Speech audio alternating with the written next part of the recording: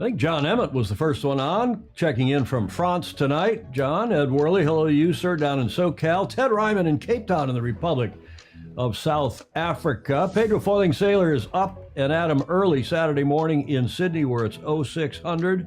Yes, Peter, it's that time already. Christopher and Jane Gillingham, ahoy from Loughborough. Loughborough, did I say that right? There in the UK. Emmett, I think we mentioned. Gordon Smith in Denmark. Joe Holtzman in Colorado. We got the usual gang and more. Hey, Jeff Kitson, the Great Lakes state of Michigan. Yeah. Warren Schasser, as he's on from Brisbane. Alistair Murray, hello, Mr. President, President of Sailing Australia, checking in early from down under as well. Joe Cool made it. Yay. From the San Francisco Delta. Philip Laughlin, Davis Island in Florida. Got another hurricane coming more toward Bermuda, it looks like. Fritz Mueller in Miami. Welcome, everybody. Let's get this one through the starting line.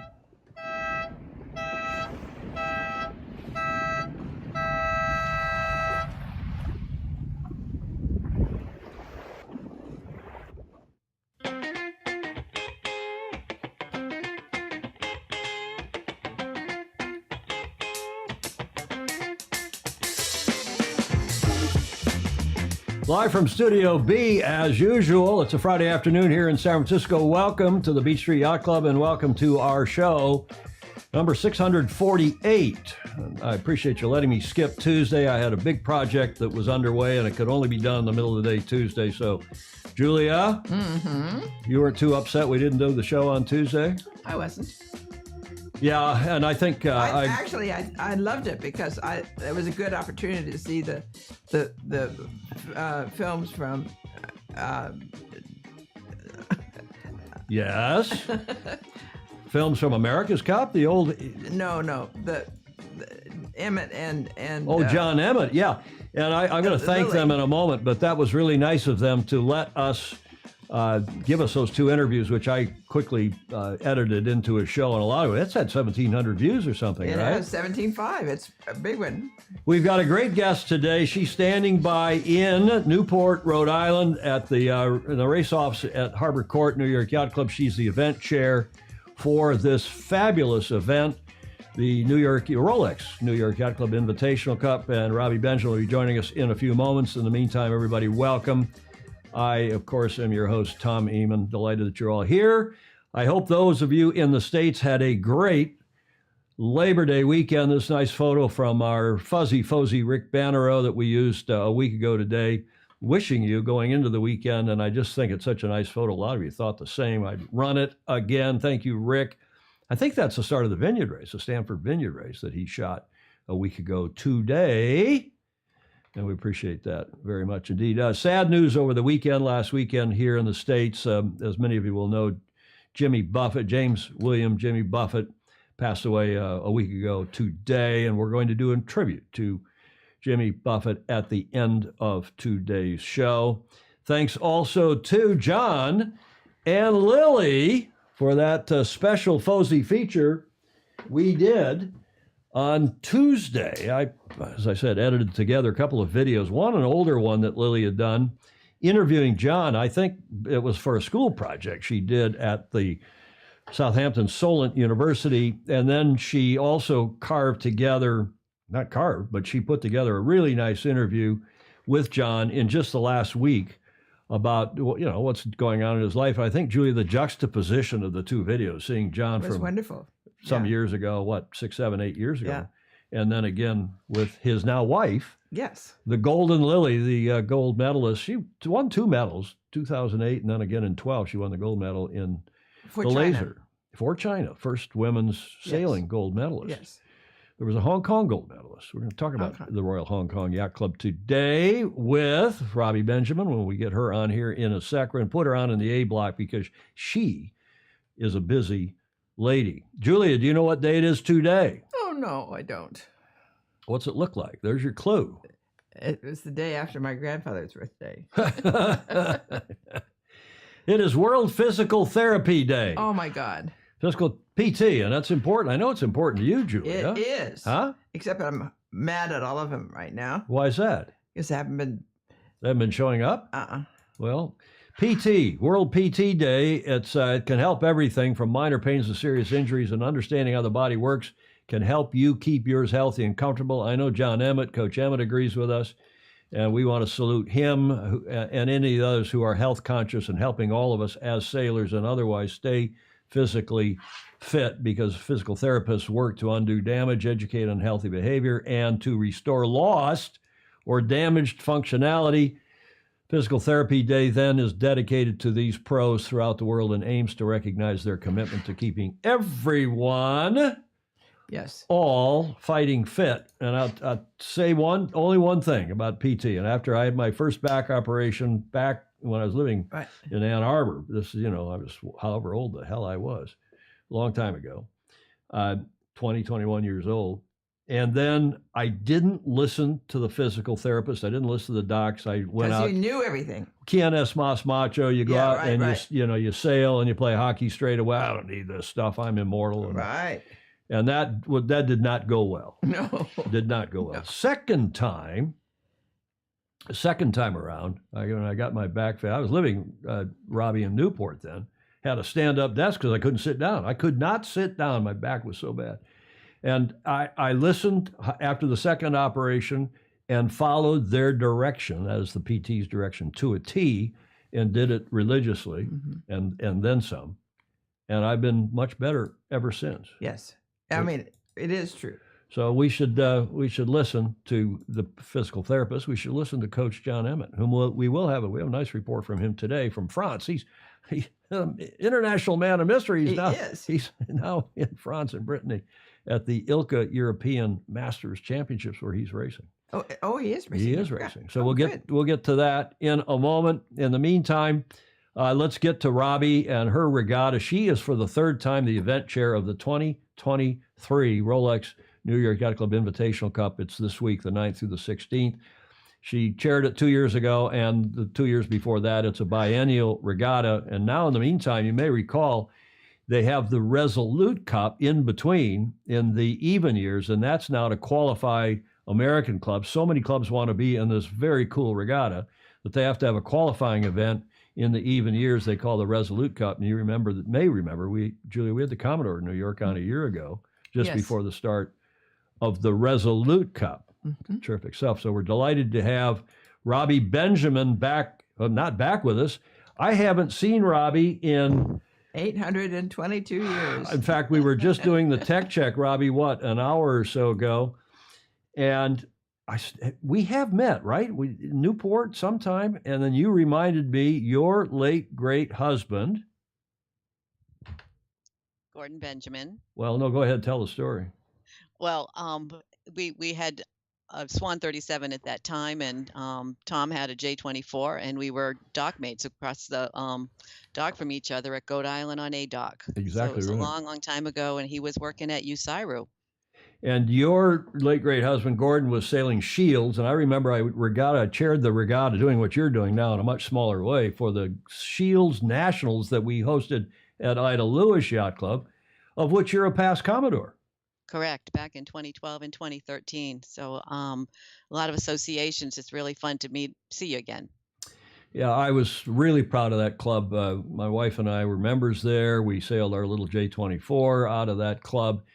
I was a trustee. In fact, I was going to go up the flags, and then we moved to when we lost the cup, and then New York after we lost it in '87 in Perth, and I went to San Diego to help Malin and the gang, Dennis and the gang out there, run the '88, '92, '95 cups. And that was the last time we lived in Newport. But tell me, how is Newport? We sure miss it. Newport is fantastic. It's right now, all our teams are arriving from all over the world, and they came into rather a heat wave where it's been warmer here in Newport than it has been in Miami for a couple days. But we're back to normal temperatures. It's a beautiful day today. It's in the 80s, and our teams are coming in. They weigh in tomorrow morning. They're all very anxious to get that done, so they get their weigh-ins done and they can have some food. So it's pretty exciting to be around here right now. Let's talk a little bit about the event and go through some slides. The headline in the press release that Stu Struley sent out this morning, your esteemed the Yacht Club does a fabulous job with PR as well as race management and just about every other aspect of yacht clubbing. The headline of Stu's release this morning: reunited after 4 years, full Invitational Cup family prepares for competition and camaraderie. Why is it 4 years? The regatta was 2 years ago, but what's happened in the meantime? Well, the COVID had a bit of an impact in that we lost some teams who weren't able to make it. Hong Kong, Australia, New Zealand, and they're back, and they're back and very happy to be back. That's how we're bringing the whole family back together. Exactly, and it's nice to have a worldwide, and it truly is a worldwide event. It was a great concept. What is this, Robbie? Is this the eighth? The eighth. So 16, 17 years ago, it was started in the old class of boats. David Elwell and a few others had a lot to do. Past Commodore Dave Elwell, good friend. So this is the press release, Newport, Rhode Island, the press release of today. The true beauty of the Rolex New York Yacht Club Invitational Cup lies in the seamless daily transition. Get this, I love this, from spirited competition to genuine camaraderie. With identical provided boats and sails, on the water umpiring, and strict rules regarding competitor eligibility, to say nothing of live TV, sailors come ashore each day eager to connect with like-minded people from around the world and without any protests to contest or measurement grievances to air. Afloat, there may be 19 clans, another great choice of words, all battling for one brass ring. On land, however, erstwhile rivals become long-lost cousins attending a boisterous family reunion where there are only close friends and people that haven't yet met. And you got to say that is fabulous, a fabulous sentiment and a perfect description of your regatta, Robbie. Well, it really is. I watch the sailing office as our teams come back. We have a couple new teams. They're just as excited, but the teams that have been here twice, 3 times, Royal Cork has been here all 8 times. The only other team besides New York. So it is a family, and once you've been here once, you keep those friends forever. We have a first question already for you, wanting to know your maiden name. Your family name is Murphy, if I remember well. And Baton Rouge, Baton Kennan down in Charleston is asking, is she Steve B's, meaning Steve Benjamin's sister? No, I'm asked that quite a bit, but we did raise shields against him. No, I'm not related to Steve. We've got a lot of, we call them the FOSI, as you probably know, Robbie, and the Friends of Sailing Illustrated, and they're asking questions throughout and making comments. And Ed Worley is saying, New York Yacht Club keeping the spirit of Corinthian sailing alive. Tell us about the rules for this event, and what is Corinthian sailing, and why is this at a Corinthian event? Yeah, this is a really neat. It's a challenge. It's a tough one for our teams to put together. 8 or 9 great crew. They all have to be, except for one individual on the boat, they all have to be class 1, everyone. They also have to be a member of the team. They have to be of the same nationality. There's an awful lot of rules on the eligibility of the team to get here. And then they have to put together the travel, the hotels, get these people to take, 10 days out of their life to come here. It's a big deal. And when they get here, I think they find out it's really worth it. I mean, it's a fun regatta. We've got the most beautiful place in the world to run a regatta. We have the best race committee. We have on the water umpires, international team that's just to die for. And then they come ashore, and Rolex, as a partner in doing this, they really help us and throw a really great parties. Great place to come. It is, even when the Invitational Cup is not on. I think I told you in the tech check that I was over at the St. Francis last night having a burger, and a couple of friends are headed to Newport for the big boat show, the International Boat Show, which is on this week. And I said, well, if you want to have some fun, go over to Harbor Court and check in with the gang there. And St. Francis members have reciprocal, so I wasn't sending you a bunch of croutons. These are senior serious yacht racers headed over there because the Invitational Cup is on. And continuing with Stuart's release, the Yacht Club's release this morning, a quote from the Royal Hong Kong helmsman: "We can't wait to spend some time at the New York Yacht Club and attend all social events to get to know the sailors from all other clubs," said Peter Baca, helmsman for the Royal Hong Kong Yacht Club. The quote continues, As much as we see the regatta as one of the best events in the calendar, we also appreciate the social aspect of it. And I cannot, we say that on this show all the time, Julia, Absolutely. about how important that part of our sport is. And that, after all, is why most of us do it. It's Of course. not just the yacht racing. Right. It's the social. Right. And I have a nice slide here of the erstwhile chair. 3 times, glutton for punishment she is. She's at the helm of the event itself in 2023. That, of course, Robbie Benjamin, our guest today, as she was in 2021 and also in 2019. She's a New York Yacht Club member of longstanding, former Commodore of Ida Lewis Yacht Club, about 2012 and 2013. Did I get that right? Correct. Yeah. And a just terrific all around. We celebrate people like Robbie on this show, as you all know, because she is a spark plug. She's one of these people who contributes more back to the sport than she probably takes from it. And the lead up to the 2021 event, as we talked at the top of this segment, was something of a scramble because the entry list didn't solidify because of COVID until just a few weeks before the event, right? That's correct, and it was even more of a challenge to make sure we could get everyone home. They within 24 hours of their flight, an international flight, they had to be tested. So it was more things off the water that were challenges in 2021. This one seems a lot easier. It's everyone's here, and we're feeling great about that. Well, as New York Yacht Club member Andy Rose, and also Beach Street Yacht Club member and St. Francis Yacht Club member and Fort Worth Boat Club member, he collects yacht clubs, but. The Gulf Cup guru down at Balboa Yacht Club, Andy Rose, we've struggled with Gulf Cup the same period, and it wasn't so much getting the kids here to Gulf Cup down at Balboa Yacht Club, it was getting them home afterwards, and a few of the teams therefore opted out. And that's the deal. Right.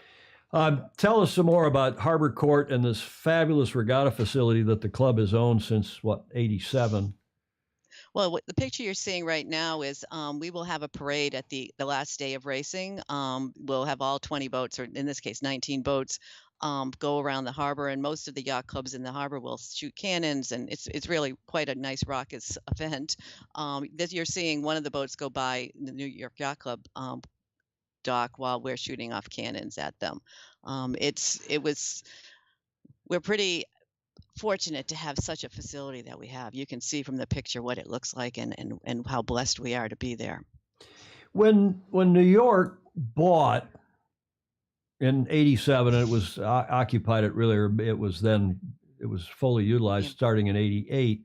There was I, as a former trustee of Ida Lewis, and you as a former Commodore will remember that there were a lot of Ida Lewis members saying, this is going to be the death of Ida Lewis. This is going to hurt our club, maybe even the Connecticut Yacht Club across the way.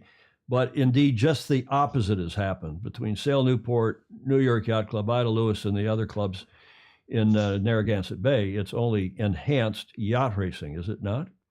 It's totally enhanced it. What New York's brought, Ida can be part of. Both clubs are truly independent, and they're very different, but they have an awful lot of the same qualities as far as traditions and racing and junior programs and the love of sailing. So no, it has never. A third of the members of Ida are actually members of New York too. It's a close relationship. They're different clubs, but they're the same. It's a really you'll see on our mornings we'll have the Ida Lewis Yacht Club launch, helping with moving some of the teams out to the boats. We're able to work with them on various things. So it's a great relationship between all the clubs in the Bay. Indeed, fantastic stuff. Some photos that Stu sent me from 2021. I think this is the Southern Yacht Club team. We'll talk about them some more. And as good as the action is on the water, Robbie, what is going on shore? Look at these pictures. Yeah. Well, this is actually awards night, but this year on Tuesday night, Monday night will be opening ceremonies, and it's really a beautiful night. Tuesday night, we're doing a new event called Defenders Night. And as you just stated, Southern Yacht Club is our defender. We're going to have quite a Southern Yacht Club party on Tuesday. It's going to be cocktails and Southern Yacht Club food and a red punch, which is evidently very popular at their yacht club. And I think it's going to be a really nice, and we're also going to be able to recognize our other past champions at the same time. So Tuesday's a new social. I think everyone will like it. It's going to be New Orleans music, and it's going to be quite an affair. Is it fair to say that New York Yacht Club has a reputation for being a little stuffy, for being a little aloof? No. No? I'm kidding. No? Occasionally, maybe that might. I think it used to. I mean, I joined the club in '81, so I go back a ways, and we have suffered that reputation. But you look at what goes on, and the number of young people involved in the club these days is just fabulous. Well, I think not just this event, but the young adult members, I think every yacht club is working towards that and trying to bring that sort of a group in, and we're doing a great job with that at New York Yacht Club. We have a team that they're coming. They're chartering boats for our annual cruise. It's all sorts of young adult events. There's Thursday nights. There's Friday nights. And by the way, you don't have to be under 35 to go. If you're young at heart, you get to join them. So it's that's always good. It is. It's we can pretend to be young also. Yes. Baton Rouge again. Baton Cannon down in Charleston is saying that cocktail from Southern is known as a hurricane. Oh, well, they actually did send us the recipe, and I can suspect that might be what it's going to feel like. It has quite an interesting number of cocktails in it. So that club is a lot of fun. Have you seen their new clubhouse since Katrina wiped them out a few years ago? No. Fabulous clubhouse. They lost some trophies, but their spirit is back, and they and a lot of other clubs are getting behind the reboot for Lahaina Yacht Club, who just suffered that horrible fire out in Maui. Yeah. Sad well, story. I think Tuesday night is going to be a lot of fun for us, and I think they're beginning to. I think some of them are going to wear Mardi Gras costumes, and it'll be interesting. It'll be great. Speaking of fun, who's this gang? They're obviously I can say as a Norwegian, these are obviously Scandinavians. Yeah, everyone seems to have a really good time at the event. They come ready to race and ready to meet people and have fun. What's the open mic thing that's going on Tuesday nights? Isn't there some? I read somewhere there's an open mic thing, because somebody grabbed the mic last year and there was a bit of karaoke and a bit of carrying on. Has that become a feature of the regatta now? It's not a quote feature. It happened during the lobster dinner last year, 2 years ago. And it was it was frankly really very nice. Someone got up and sang a beautiful song, and it proceeded for a few other fun events with some music and singing. Some teams weren't quite as good as the others. So she gracefully. Now the big tent is always a feature at these as main events. Big tent out there in the grass down the hill from the clubhouse. How many? You have 19 teams. How many sailors on each team? What's the total count? There's 8 to 9. I would say most teams have 8, and 2 of the team have to be of the opposite sex. So you can have 6 men and 2 women, or 6 women and 2 men to meet the eligibility. Which is also a great rule. That's an IC 37 class rule, if I remember well. Mm-hmm. Yep. Comments coming in. Clark Chapin checking in from Plymouth, Michigan. And Clark's trying to get me to come race in a Flying Scot regatta that I sailed in a few times and won a few times. Jeff Kitson is saying getting young adult members is key to club future, says somebody over 70. So young is a very expansive group. Greetings from Galveston and Jonathan Frank, our Renaissance man down in Texas. And Stingray is saying, if you look up there, he's saying, I love the New York Yacht Club Commodore, who was a guest here a few months ago. He was down to earth and very relatable. But dang, these members must be putting up shocking amounts for dues, and good on them. Well, the truth is, Stingray, I can tell you that New York is surprisingly inexpensive for a club that's got the 2 main clubhouses, the one at 44th Street in New York, Harbor Court out in Newport, and a lot of events. The club is less expensive than St. Francis, less expensive than a lot of major yacht clubs in this country.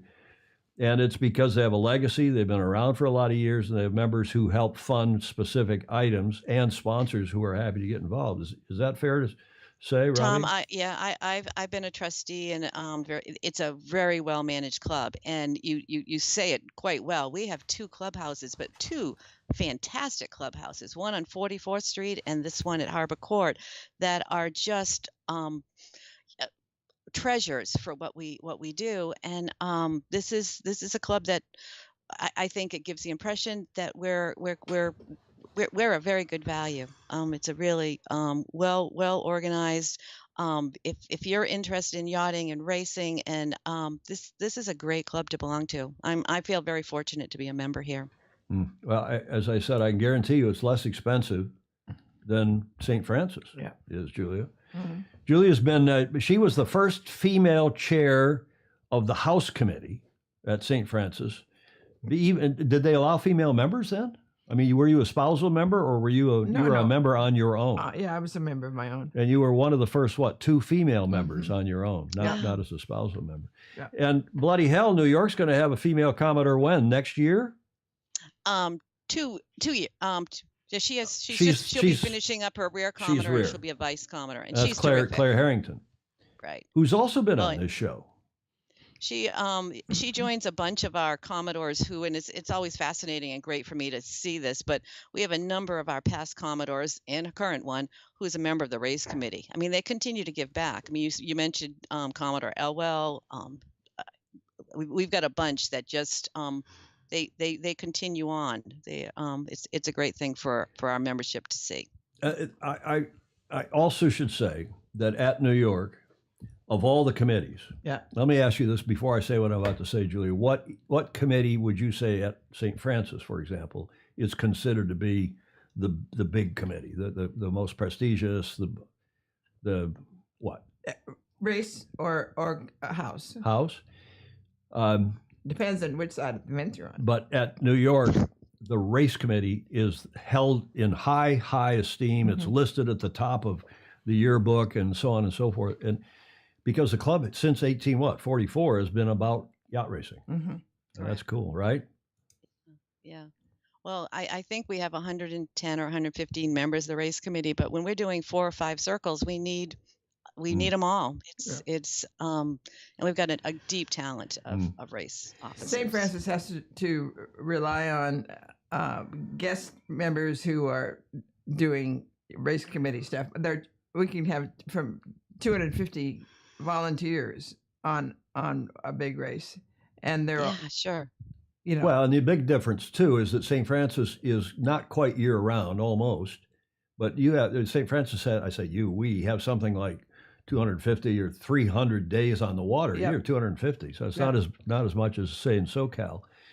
Okay, on with parties and racing. At the end of the day, New York is still about yacht racing, and this cool regatta, which has been together now for 2 decades, all Corinthian, all amateurs, all what we call Category 1 sailors, right?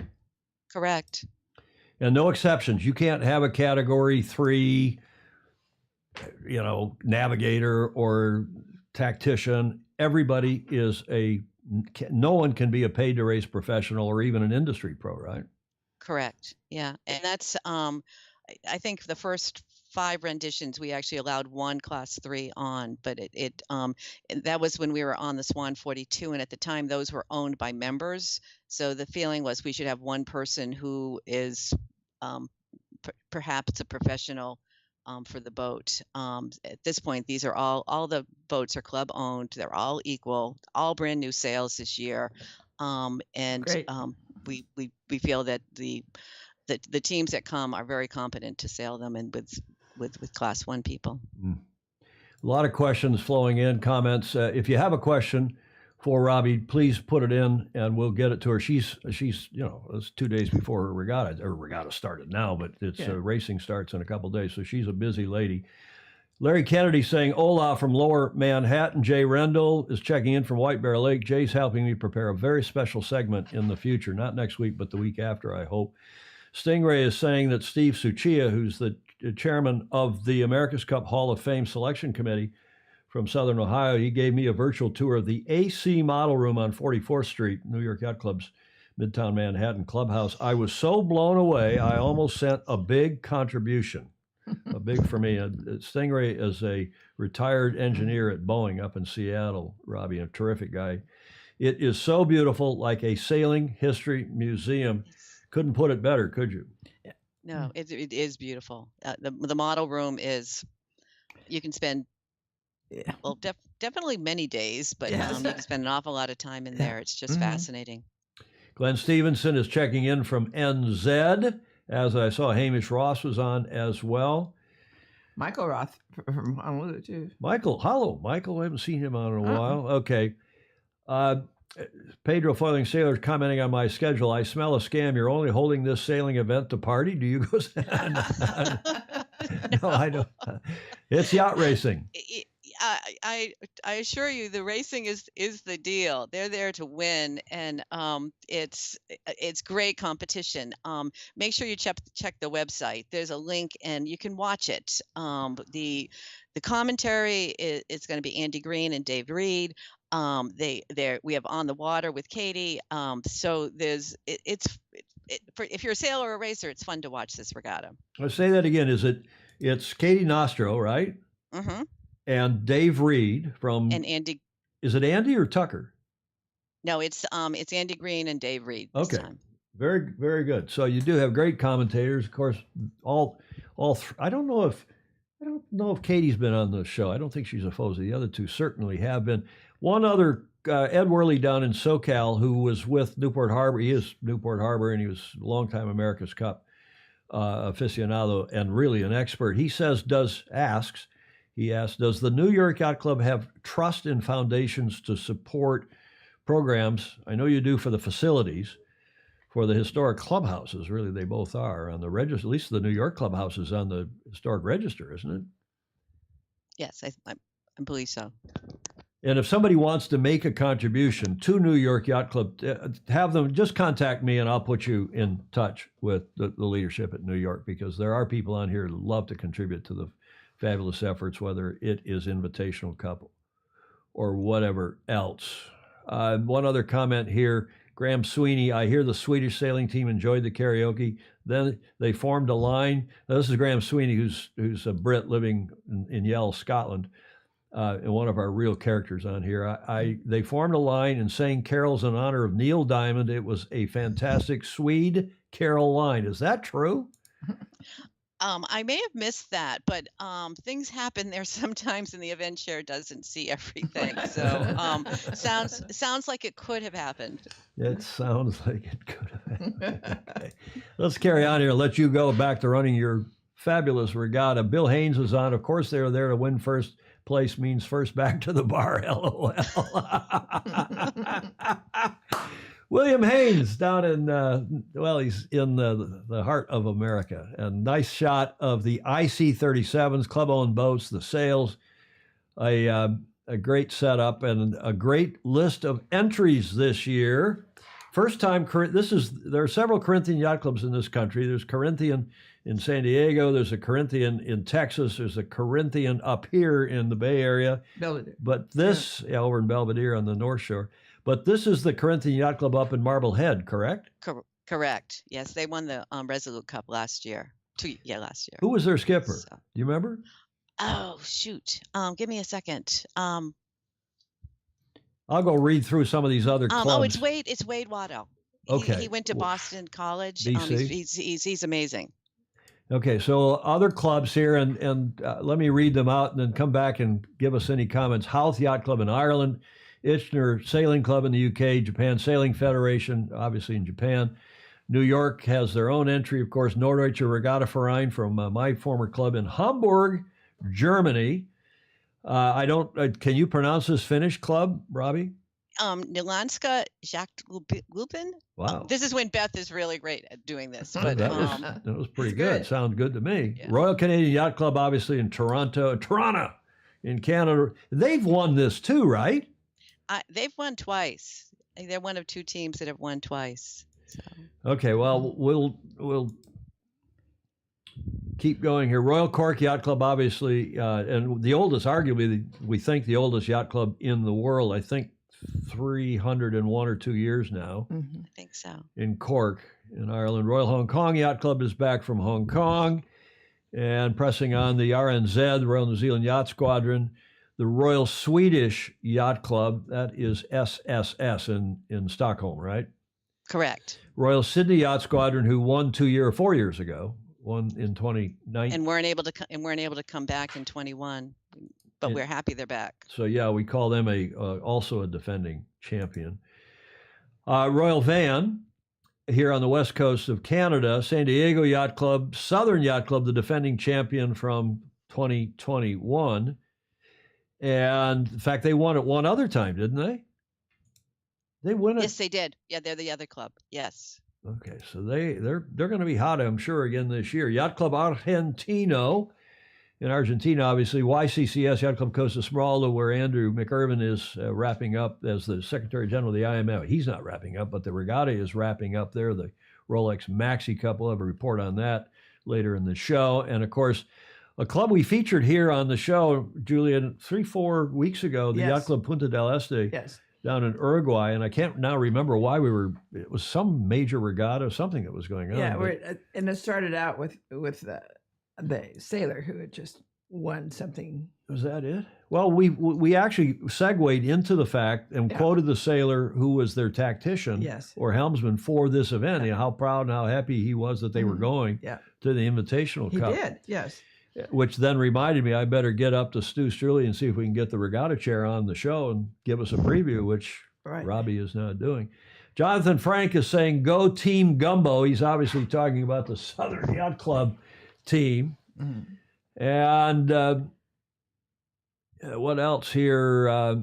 If Lee goes west 75 miles, Newport is in a world of hurt. Yeah, Hurricane Lee, I didn't put a segment in here, but I have been talking to Mark Michelson. It looks to most of us like Hurricane Lee, which is Cat 5 already. Went from Cat 1 to Cat 5 overnight. But it looks like it's staying out in the Atlantic. It's staying west of the east coast of the U.S. The Canadian Maritimes may get affected, but by then it'll have calmed down to something, Cat 1, maybe even a tropical storm. But I don't think I'd want to be in Bermuda, Robbie, this week. Yeah, we should see some seas from her. And clearly everyone in Newport, including the boat show and us, are watching her very carefully. And but we're feeling a little better than we did a few days ago. Indeed. Anything else on these clubs that we should talk about? Every single one of them deserves to be here. It's we have. It's nice to have new people. Nice who. Some of the teams that showed up for us in 2021 with very last minute are back again, which is really great. 21 was a challenge. We suddenly couldn't get some of the teams who had been invited. As soon as we end this event, we'll have debriefs, and we'll already be planning the next one 2 years from now and trying to determine teams to come. And so it takes quite a bit of planning. And in 2021, there's 4 or 5 teams who did it in very short time, came, and some of them are back again. And I think it'll give them a chance to do even better this time. So I think the competition will be even better, and 2025 will again be a home run. And if the Vice Commodore, soon to be Commodore, comes and has a quiet chat with you and twists your arm. Oh no, they've already determined who will be next. So there's a bunch of work to this, but it's fun. You get to meet some amazing people, and we have a team here. The staff at this club, I had a staff meeting yesterday, and they had the game plan, and it was about 50 pages. I mean, every minute is pretty much tracked by what's going to happen here. It's pretty well done. It is indeed. 19 teams from 14 countries, I think it was the count. Correct. Fabulous event. Well done. Congratulations. Let's talk a little more about Southern as the defending champs. And they won in 17 and again in 2021, if I have that right.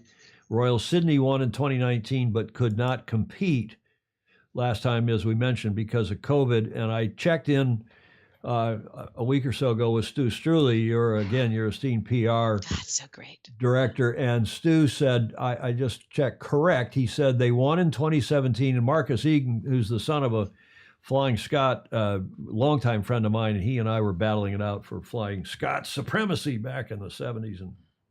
And their son, his son, Marcus, one of his two sons, skippered, and Johnny Lovell called tactics. And then in 2021, they swapped roles and they won again. With Lovell's, Johnny was skippering and Marcus was calling tactics. But this year, according to this text, Marcus is not sailing with Southern this time around. We also consider Royal Sydney sort of a defending champion. They won in 2019 and couldn't defend due to COVID, which so we repeat. But who do you think is the favorite? I know you're a regatta chair. That's an unfair question. But you think Southern is compromised because Marcus Egan is not coming back to sail with them? No, I again, you're right. As event chair, I think everybody's in the running. So, no, I'm not. We have an awful lot of people who put an awful lot of time into training, and there could be some surprises. It's a pretty level playing field. So, they're going to go at it on the water. That's going to be fun to watch. It's going to be fun to watch. So make sure you check the website, look for the links. It's, we have trackers. You almost feel like you're there. Well, let's wrap this up and let you get back to work. But you've got a fabulous regatta. Some of the racing is north of the bridge. This is a shot from north of the bridge, I think, looking back toward Newport in the East Passage of Narragansett Bay. Some of the racing is, south of the bridge. Do you go out in the ocean at all? We prefer to go out to area A or Alpha or Bravo, which is offshore. With the storm coming up, hopefully we can get out there Tuesday and Wednesday. But sailing up north of the bridge is really good territory too. We've got a lot of playing field up there, and so this Narragansett Bay, this whole area is a great place to set up races. Well, it's lake sailing up there. It's usually flat. It's shifty. It's still tidal. But it is a great place to sail, I from memory. Mandatory practice for the 19 teams starts Sunday, so the day after tomorrow, with the first race on Tuesday, and then a live race-by-race broadcast of the regatta will start on Wednesday the 13th. For a full guide, you can go onto the website, the Rolex New York Yacht Club Invitational Cup terrific website, and you can get all the news there. And I've managed to get through this whole segment without calling you Timmy, our dear mutual friend Timmy Lahr. Good job, Tom. Robbie Benjamin, and thank you, Tom. Congratulations on the job one hears that you're continuing to do as the chair. Julia, there's hope for me yet. I'll get out of chairing this thing at St. Francis that I keep saying every year I'm not going to do again. Yes, but if you're lucky. Any last word to you, Robbie? No, just thank you so much, Tom. And I hope a lot of your viewers watch on our program and have a good time watching it. What time is the racing, the live TV coverage? The warning is 11 o'clock Eastern time, so it will come on around that time. And they cut off occasionally when when there's sometimes even in Newport there's no wind and we have to AP, but it will continue on as the racing progresses. Yeah, because some of the folks are saying, why don't we do a watch party? We like every now and then on here to do a watch party and watch it live and talk and comment. And we might do that. I'll probably on Friday's show pick up, or this is Friday. And I'm not going to be here. I'm out of the country next week, so we're not going to do any watch parties next week. Oh, sorry. Okay. Not going to be able. Well, to. Well, everyone can watch by themselves. Then. Absolutely. Just come on the live feed and enjoy. Yeah, and there are it's YouTube commenting, so you're used to it. It's not Facebook commenting, but it is on YouTube. So go on, and you can have your own watch party right here on the YouTube channel, that New York Yacht Club's Invitational Cup YouTube channel. Yes. And watch it live. Julia, anything else for Robbie? No, I'm pleased to have opportunity to meet her. Thank you, Jill. It's nice to meet you too after watching you. So it's been fun. Gordon Smith is saying, I think the fleet for this event looks fantastic. And they're commenting about your scarf, Julia, as usual. My eyewear, as usual, which hasn't changed in a long time. So I don't know what's so interesting about that. I don't think I'll wrap it up with this. Ted Ryman in South Africa is saying, Robbie is great. Really nice guest. Thank Thanks. Have a great day, everybody. Thank you, Robbie. Thank you very much. Have a great regatta. Yeah, indeed. Bye-bye. Ciao. Bye. Ciao for now. Julia, we're lucky to have some fabulous people in our sport. She's wonderful. Yeah. I mean, absolutely no surprise, but what a pleasure Stingray is saying. And she is obviously very capable and a great leader in our sport. Mm-hmm. Robbie Benjamin, chair of the 2023 and the two previous biennial events, Rolex New York Yacht Club Invitational Cup, which will be taking place this coming week, the 9th through the 16th of September. And we hope that Hurricane Lee stays, we hope it doesn't hit Bermuda straight on. Yeah. But we hope it doesn't get too far to the west and mess around with the east coast of the U.S. And so far, so far, so good. Shall we go to John Emmett, Julia? Please. Let's go to John Emmett and checking in. He's once again on the move. Yes. And this time he is in France, out in Brittany. Can you pronounce Douarnenez? Douarnenez? I think it's Douarnenez. Well, it depends if you are a Breton. I looked this up, if Yeah. it's a Breton or if it's French. But they're at the Société de Regatta, and out there, I really ruined Great that. linguists that we are. Yeah. Well, you're the francophone, Julia. You got to help me with those. I don't speak French. But terrific town. That is the river that flows from the Atlantic back into France, into town. They're out on the beach because they're sailing Ilka's, or so John tells us. The Ilka Masters European Championships also this coming week. Starts tomorrow, actually. And John, of course, is racing. Yeah, we got that. Cheer for him on the way. We'll give him a cheer. But there are fully 270 sailors from 21 nations in this Ilka Masters European Championship. And here's John's report from Friday evening in France. Hi Tom, Julia and all the folks here. I'm talking to you today from France. I'm in northern France, Brittany, getting ready for the next event. You can probably hear the waves gently lapping in the background, but there's not a breath of wind. So I'm here for the Masters European Championships. So this is actually the last regatta, as in a week-long event that I'll be doing this year. But unfortunately, much like the Moth Worlds, which seems a long time ago now, the forecast is not looking fantastic. So I'm trying to put that into my race preparation. So the boat is washed, polished, but there literally hasn't been enough wind for me to go sailing. I'm actually staying just up here by a church, very picturesque, and I can see the water from out my bedroom window. And today, yeah, it wasn't worth putting the mast in the hole. But it's the same for everyone. We have a 5-day regatta, so hopefully we can get some racing in, and I'll give you a few more updates next week. So the forecast is there for everyone, and I hope the race committee will make hay when the sun shines, maybe even doing 3 or 4 races a day, or considering racing us very early in the morning or very late in the evening, so we can get the job done. I mean, this is recorded nearly 9 p.m. In the evening, in the golden hour. So if there was wind, I'll be very happy to race to try and get a full series in. The British Nationals, they struggled a little bit to get the full series in for the Ilka Sixes, and it meant no discard in the final series. That really affected the way I sailed and, of course, the overall results. So I was very happy to come away with a win, but I always think the more races you have, the better the championship. But yeah, it's nice to have a bit of time off. I'm probably regretting not bringing my road bike with me, but I was very kindly travelling with some friends. I didn't want to completely fill up their van with my stuff. And yeah, you know, it's cool first thing in the morning, last thing in the evening, so I can go for a little run and enjoy the lovely Brittany countryside. But I hope everyone's well, and please do remember to like, share and subscribe to the YouTube channel, and comments always very, very welcome. Look forward to seeing you on the show. He seems pretty low key. Huh? John, he's on here, of course, John. I'm definitely smaller than Lily. I just stand closer to the camera, enjoying the downtime. Well, he's got to go yacht racing tomorrow if there's any wind. Steve Gruber's wondering if the clean-shaven John Emmett is because of his light air aero package.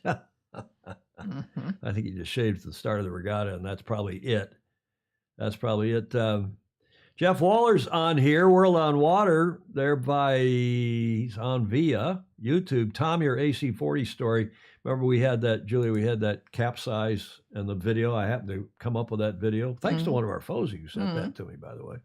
And that we showed that on the air. Jeff texted me and said, I'd like to use that in his World on Water show. And he said, that's had 5,000 views. So yeah, Brittany Gordon Smith is a lovely part of the world. And I think there's a fair bit of tide up there, isn't there, John Emmett? So you're going to have light air and tides. Should be interesting. Alistair Murray, a very impressive and nice lady, talking about Robbie Benjamin. I'll tell you, her late great husband, Julie, was just a peach of a guy, too. He was just the nicest guy. And I remember when our boats were side by side on a dock at Goat Island, my J24, and there, whatever it was a bigger boat. But he was a good shield. Swan something, 37. Yeah. And he was a great sailor and just a low key, one of the nicest guys, Gordon Benjamin. I remember him well now. And I didn't, until we talked to I'm not going to call her Timmy, so Robbie in the tech check, I hadn't put that together. Yeah. No, so it's nice, easy. really nice to meet her and see her. Yes. Great stuff. John Emmett, thank you very much for your report. John Emmett Sailing, get to the front of the fleet. And once again, we appreciate his continuing contributions. And thanks again, John and Lily, for your 2 interviews, your reports from... I thought they were both terrific. And back to back, they were even stronger. They were. The juxtaposition was interesting because the one was 6, 7... What was John will put in the comments, 7, 8 years ago? How long was that interview that Lily did for the school project, interviewing you, her coach? But they're worrying about the seagulls, Julia, over John's. We're circling over John. Okay. No. Local regatta. Daniel Young. Hi, Daniel. Long time. I have to work later tomorrow, so I hope I can catch some of it tomorrow. Bonsoir. John Emmett Gordon Smith is saying, and that gets us through to, let's do a Bravo Zulu, Julia, shall we? Good idea. I'll shout to the control room over there. Ask the director and the graphics and the producers to put on a Bravo Zulu for us. Yeah. Because there is some cool stuff going on in the sport, including and especially the 6-meter Worlds, which just wrapped at the Royal Yacht Squadron. Mm-hmm.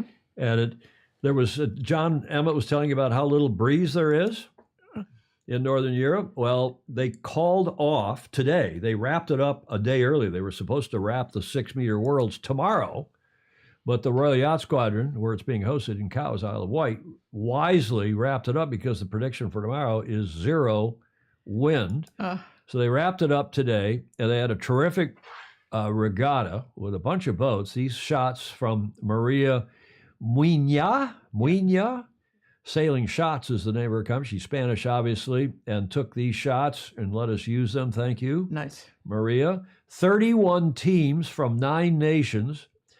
And both divisions were won by friends of ours, Julia. Mm-hmm. Nice to know. Here's the video.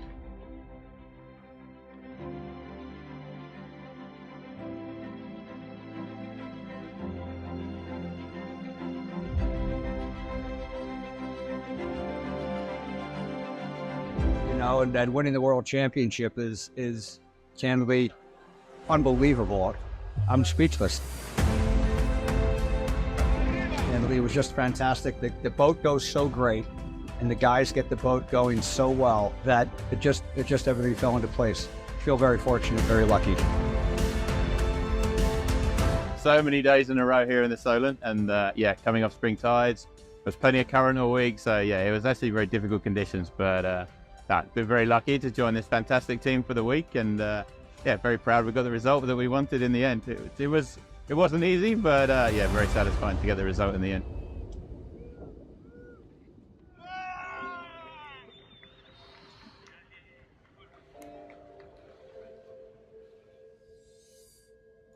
Julia, you are a big fan of the 6-meter. Oh, I know. I was followed for 26 years.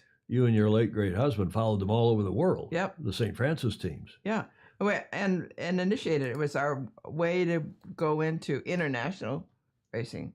And it worked. I mean, it was great fleet, and we kept saying, who'd want to do 12 meter when you can do 6 meters, right? Well, it's the same kind of racing, and it's a hell of a lot less expensive. Exactly.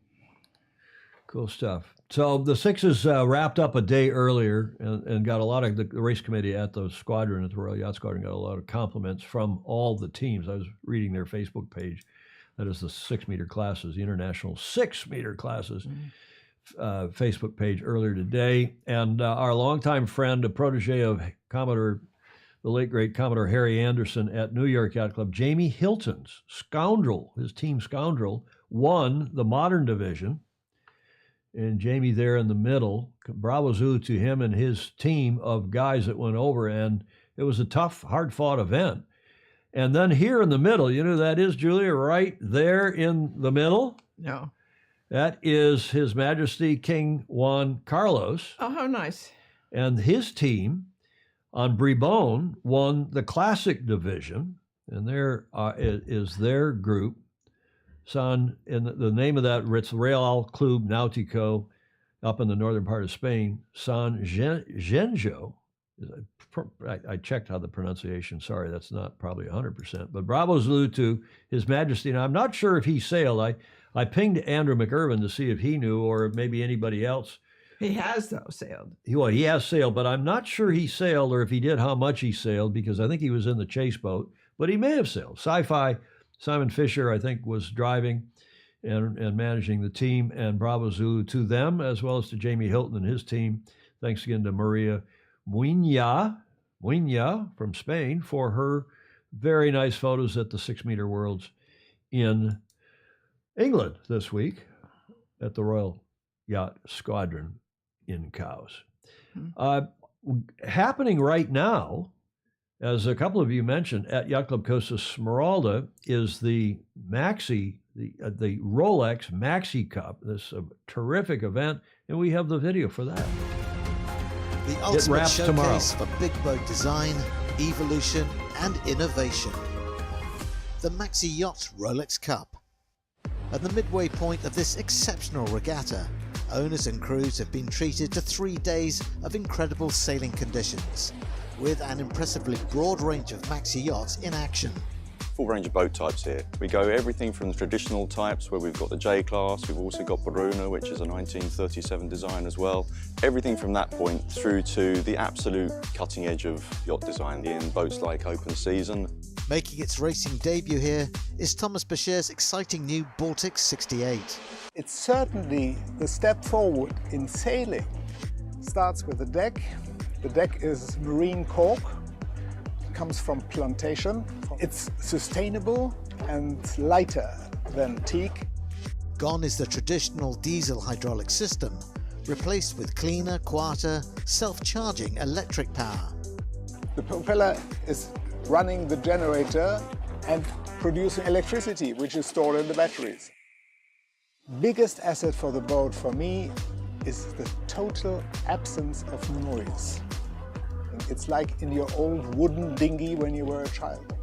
It's a great experience, it's a lot of fun, the right development forward. With 2 days of the regatta remaining, across all 6 classes, it's all to play for. Galatea leads Class A.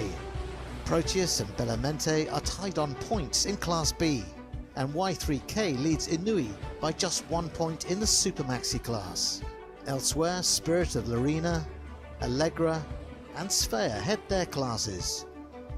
Join us again for an exciting regatta finale. Beautiful, eh? How many Galateas have there been? There have been a few. Ted Ryman is saying stunning boats. Couldn't agree more, Ted. Julia, Pedro Foiling Sailor, Peter Stevenson is asking, Julia, are you saying I can save a lot of money if I buy a 6 meter instead of a 12 meter? Absolutely. And have more fun because you can sail it yourself. Steve Gruber saying, I think King Felipe, the current king of the son, obviously Juan Carlos, he thinks he sailed, but he wasn't sure about Juan Carlos. I mean, Juan Carlos was in the picture, and I saw him in several others. But I don't know if he actually raced in the racing. Hamish Ross making the observation how true this is. The meter boat rule did so much for sailing. Bring it back, Hamish is saying. Of Chris Exley, sci-fi, Simon Fisher can do no wrong. What a hell of a good sailor he obviously is. There's the hearts from Ed Worley. After seeing those pictures, reading up from the bottom to the top. I know a lot of you like me to read from the top to the bottom, but it's easier over here on my machine to do it the other way. They're back to talking about what's going on. Jeff Kitson and Ken Saban checking in from North Cape Yacht Club on the western end of Lake Erie, where he's helping out with an intercollegiate, a college sailing regatta at the esteemed North Cape Yacht Club. Emmett's telling us that first video, the two we ran on Tuesday, he thinks Lily taped that, recorded that, produced that around 2017. Bravo Zulu to what has to be the best sponsor in our sport, the Rolex Absolutely. and the Rolex Maxi Cup at the Yacht Club Costa Smeralda. They always are first class. They are.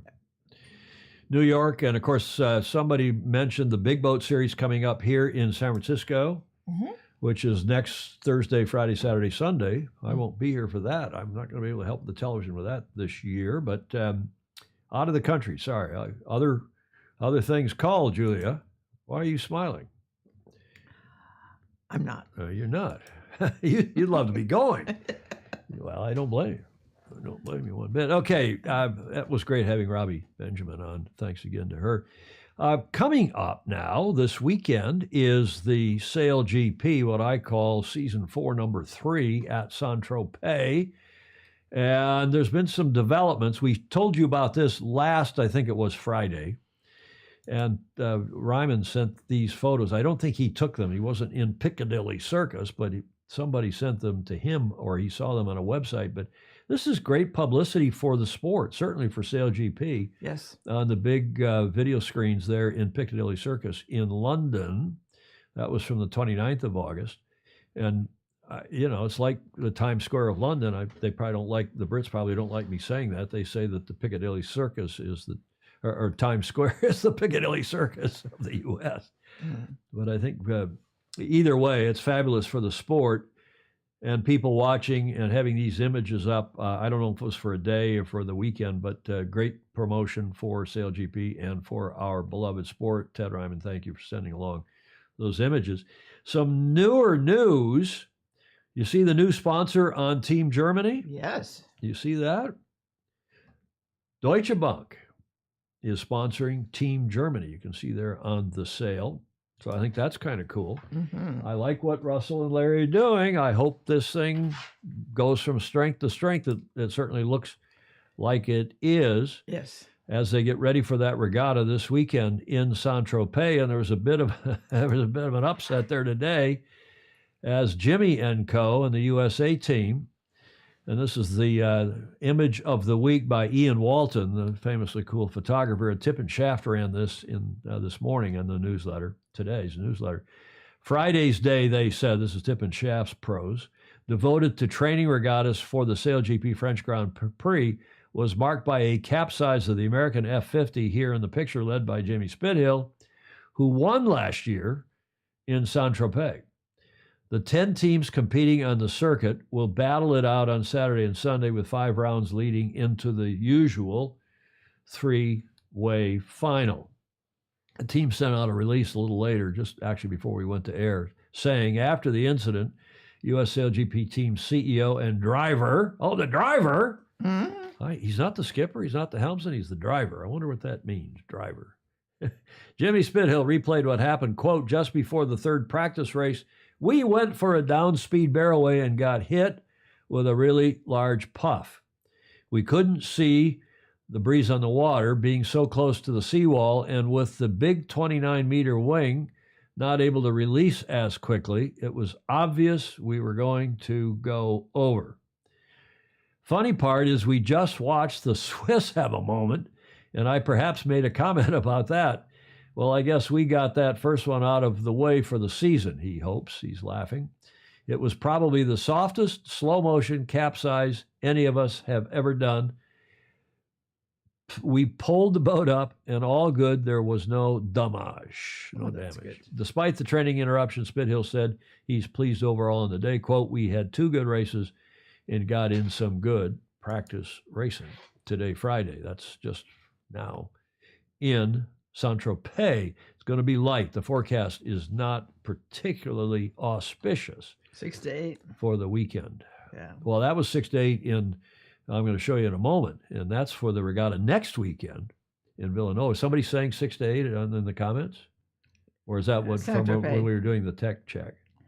Yeah. Oh, there it is. There's Stingray. Light winds are in the forecast. Yeah, thank you, Julia. 6 to 8 knots of the big 29-meter wings. Any other comments? Pedro, foiling sailor, you see that comment? Finally, a bank investing my money wisely by spending it on sailboat racing. Right. Ha, ha, Julia, what do you think of that? It's overdue.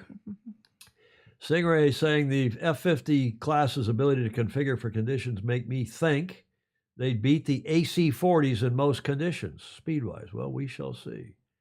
Yeah, Phil laughing. We did a tribute last Friday to Bill Pinckney, who passed away, Sailing Hall of Famer, captain of the refurbished Amistad on tour. Yeah, it was sad news, and likewise the sad news of Jimmy Buffett's passing. But back, just to wrap this up, this weekend, SailGP Season 4 Regatta number 3 on the 9th and the 10th, and there will be again live TV on YouTube and Facebook and so on for that racing, which is, does anybody know the time? It's in the afternoon, both days, obviously, in Saint-Tropez. I hope there's some wind. Julia? Yes. Hope there's some wind. This day in history, on the 8th of September, and I'm sure you know this one right, Julia, off the tip of your tongue, 1504. 1504. 1504. Here's your first clue. Courtesy of Wikipedia. He's a Portuguese sailor. No. No. Not really close. He is an Italian Renaissance. I guess I'll bet you who knows. I'll bet you that our painter, our Texas painter knows. Huh? Yeah. Considered one of the greatest artists of all time and a leading artist during the Italian Renaissance, Michelangelo. Michelangelo was a painter, sculptor, architect, and a poet. You don't think? Yeah. Considered the original Renaissance man, Michelangelo's career rang alongside and was often compared to that of his rival, Leonardo da Vinci. Leonardo, yes. Born within the Republic of Firenze, Florence, Michelangelo began his career as an apprentice to Florentine artist Domenico Ghirlandaio. Two of his great sculptural pieces were completed before he was 30. The Pieta, now in St. Peter's, in the Basilica, and his statue, or is it in the square? And his statue of David for the city of Florence. So what happened on this day in 1508 is another clue, Julia. Any idea what statue that is? You don't normally see that side. I was going to say put his fig leaf on. Some would say the better side. Yeah. Not all. We're going to dedicate this next to Jody. David, that's the backside of David, is a masterpiece of Italian Renaissance sculpture created from 1501 to 1504. Hamish Ross has got it. By Michelangelo. With a height of 5.17 meters, 17 feet, the David was the first colossal marble statue made in the early modern period following classical antiquity, a precedent for the 16th century and beyond.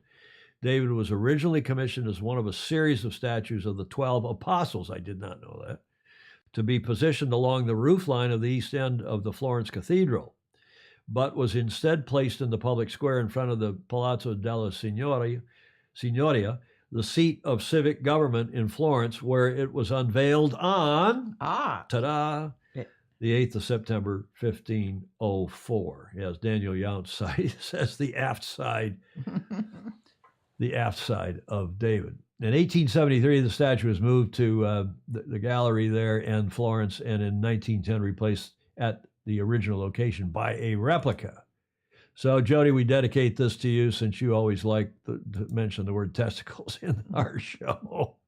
We're trying to be serious here. Yes. But on this day in history, Julia, in 1504, Michelangelo's statue of David is unveiled. There's Jody Shields saying the testicle man. Yep. David is remarkable. Gordon Smith says, I've seen it. Yep, David. Ryman's got it. Stingray, everybody's got it. Stingray saying his follow-up, Bernini, was even better. Okay. Right. Okay. Anything else on that topic? Other comments are rolling in. Gordon Smith, it should be viewed from in front and from approximately 5 feet 7 inches, as it is not lifelike but carved in perspective. Remarkable.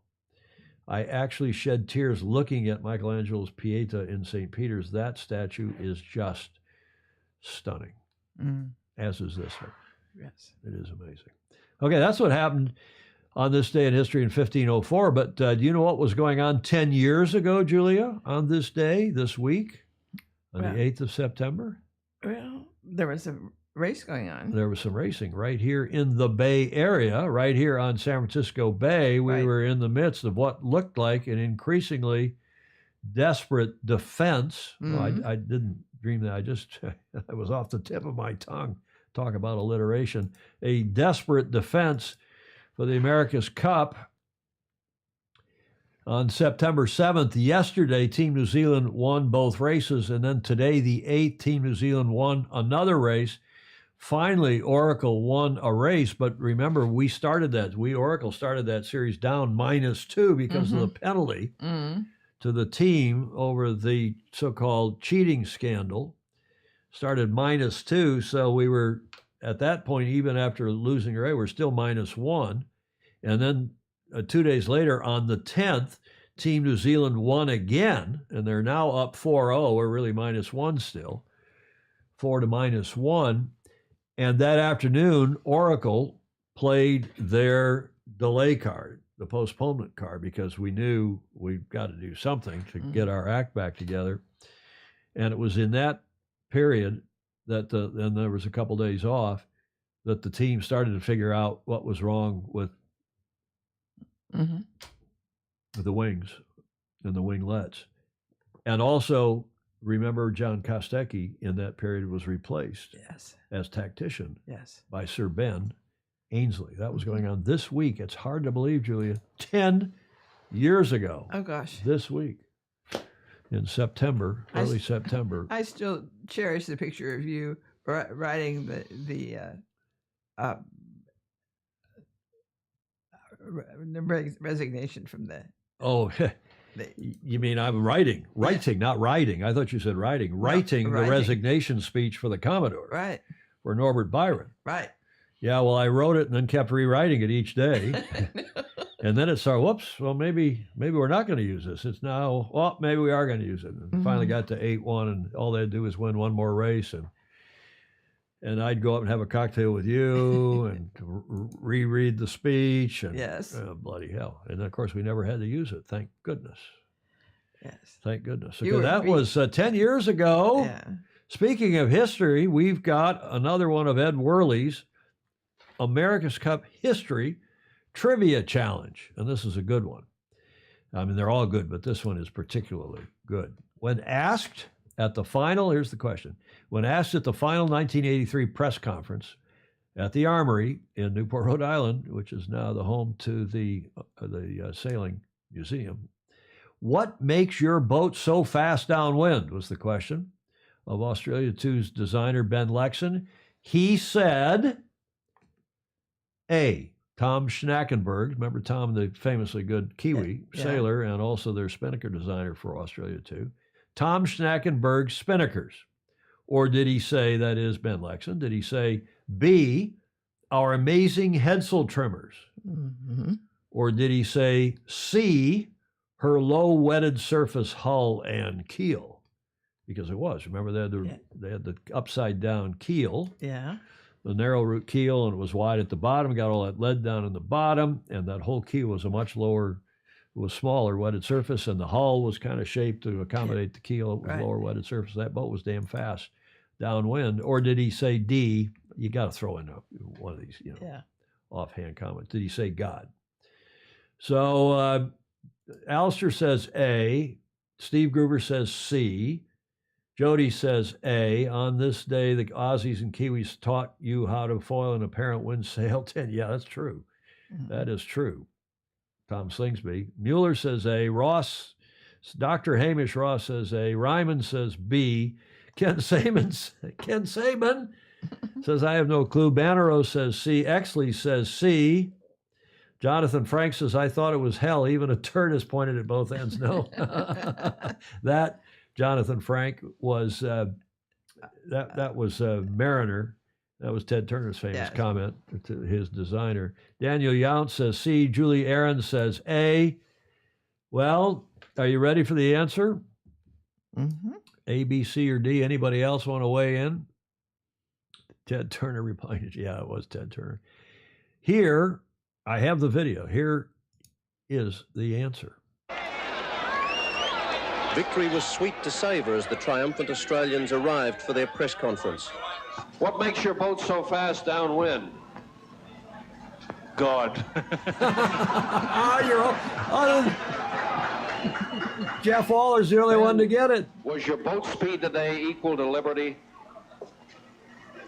The whole boat speed was equal to Liberty, but we were pushing to beat Dennis Conner, I tell you. Were you worried on that?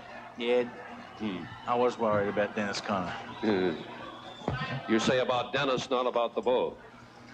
Dennis saved the cup last time, and he deserves a lot of credit for trying to save it this time. You felt even though you had the faster boat that he was somehow, some way he might pull it out. He's a tricky little devil. Today, Australia 2 was just a better boat, and they beat it, and we have no excuses. So I'd like to, at this point, congratulate Alan Bond and Australia 2 on their superb effort over the summer. They proved that they were an outstanding boat, and today was their day. Now that video it's a 2-hour-long video they've just released down in Australia, and I got a link to it. I sent it to Ed Worley, and he said he watched the whole thing. I mean, I haven't had time to watch the whole thing, but that's just obviously a short snippet and of an Australian perspective of their win 40 years ago this month, and we're going to be celebrating it as we have been doing the whole month of September. There is the late great Bob Miller, who was changed his name to Ben Lexon, and the correct answer is D. God. Yeah. God. And the only one that got it was Jeff Waller, World on Water. He also said that if the New York Yacht Club did get the cup to Newport to present it, he was going to run over and make it into a car hubcap. That was funny because that when they were at the prize giving, I was at the prize giving that day, Julia, and in fact, it was 2 days later. People had calmed down, and the late great Commodore Bob Stone did a fabulous job of hosting that prize giving was it at Marble House or at the Breakers? I can't remember. It was one of the mansions on Bellevue Avenue. It was a beautiful, crystal clear, warm, dry day. Autumn, late summer, early fall weather, Indian summer weather we might have called it, and they presented a hubcap, a smashed Plymouth. I think it was a Plymouth, wasn't it? A hubcap, and there was the bolt, because there was the whole talk about the bolt. The cup was literally bolted to a table. I know. Down in at 44th Street. But there's Ben Lexon. The correct answer is D, God. Now, did you hear the voice of the guy who was asking the question? Yeah. And those of us who were around in that era and knew that was a guy called Dave Phillips, who was the yachting writer for a long time. He's a sports writer, but he covered yachting at the Providence Journal. And Dave Phillips was a very shy, soft-spoken guy, but exceedingly smart. Had gone through the military, come out of World War II, got a journalism degree with a GI Bill, and the guy lived with his mother, and he, however, covered the cup like none other. The late, great Dave Phillips, who lived to be 94. He just died in 2020, born in 26, died in 2020. And he could ask those questions. You heard him. He'd back at the microphone, very unassuming guy. He was almost kind of shy and Right. he was reticent. And he's sitting back there asking the question. You heard him then ask another question and then another question. His mind was going, several gigahertz faster than most everybody else. And he just had this instinct for asking, subtly, nicely, and never offensively. The guy was fabulous, Dave Phillips. Yes. And I got to know him well, not only because he was covering stuff that U.S. Sailing was doing when I was executive director, but more importantly, he covered the Brown University and the Providence College hockey games. Oh, yeah, there you So are. I saw him all summer, and then I'm refereeing the hockey games up in Providence, PC, and particularly when Providence College played Brown University, their crosstown rivals, I would get assigned those games. Yes. And I'd come up from Newport and referee, and then he'd want to get a quote afterwards from the referee. Neat. Dave Phillips, the late great, died a few years back, age 94. That's Ed Worley's History Challenge, the trivia challenge for today. Thanks, Ed, very much for that. And while we're on that, we ought to probably continue with the Cup, shouldn't we, Julia? Absolutely. And get into the AC-37 Cup Day. They've just released a new video, a history video, and there have been, half dozen, maybe more of these history videos over the years, probably more like a dozen. But they've reworked it using some old footage, using some new footage, and using quotes, using snippets, interviews with current America's Cup sailors. And I quite like it. Let's see if you do.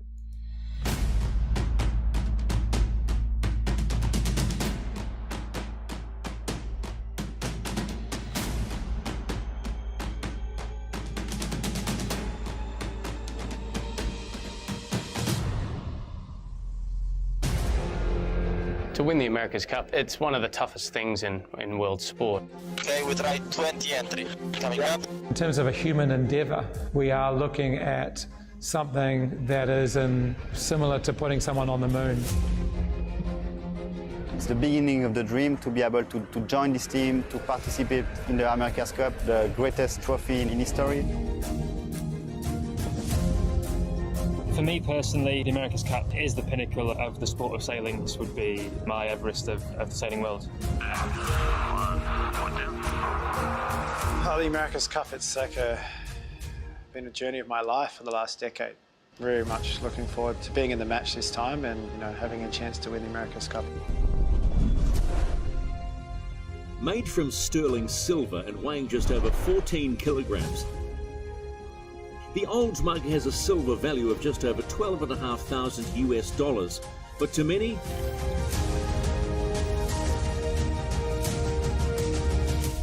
it's priceless. The America's Cup is the greatest sailing trophy. You can't wish for more than winning an America's Cup. There's injury on board Prada. Oh, the Cup is pretty captivating. I mean, it's toxic, basically. It sort of gets into your blood. Crossing your feet, Imagine if these guys lost from here. What an upset that would be. If you're fortunate enough to get to the point of getting to hold that trophy up and fill it full of champagne and drink out of it, it tastes pretty damn good. 1851 is the year it all began. A sailing race around the Isle of Wight. A radical yacht called America beats the British on home waters and takes the trophy back to the United States. The America's Cup predated the modern Olympics. The America's Cup predated the Civil War. It predated, all these world events, World War I, the Great Depression, World War II, all these milestones of, world history that have impact on our lives here today. The Britons swapped shirts with the Yankees. Oldest international sporting trophy in the world. We still haven't won it. The old mug has always attracted larger-than-life characters. Captains of industry, commanders of commerce, the rich, the powerful. Skipper John Bertrand, you and the crew of the Australia 2 have shown us the stuff of which Australians are made. We're proud to have Australians as our very dear friends. Yeah, the New York Yacht Club held the America's Cup for 132 years, and they successfully defended it 24 times over those 132 years until 1983, where Australia 2, through the clever design of Ben Lexon and a great sailing team, unbolted the old mug from 44th Street. Since then, the Americans and the Kiwis have both won the Cup 4 times, the Swiss twice. I think the most unusual thing is that the winner takes all, you know, that they take the whole event and own it, really. I think the Cup is such a sought-after trophy because it's so hard to win. You see from all these years how it was retained by the New York Yacht Club for so long that everything in it's stacked for the defender. It's just absolutely ridiculous that the winner gets to make the rules, decide what you're going to do, which boats, where you're going to go. I mean, that's just sort of crazy. And the winner's into the final. But in itself, that creates quite a unique game. Match racing has been at the heart of America's Cup racing. But one-against-one cutthroat racing encourages aggressive manoeuvres. Coming up, boys. Foiling has taken the America's Cup into a new high-speed realm. Kiwis can fly! I think everyone's got different reasons why they really enjoy this. The thing I really love about the America's Cup is that technology side, you know, with innovation, you know, really coming together at a set timeline towards a set goal. The addition of foiling into the America's Cup, honestly, it's come that far from the mid-80s to now, you wouldn't have even thought that possible.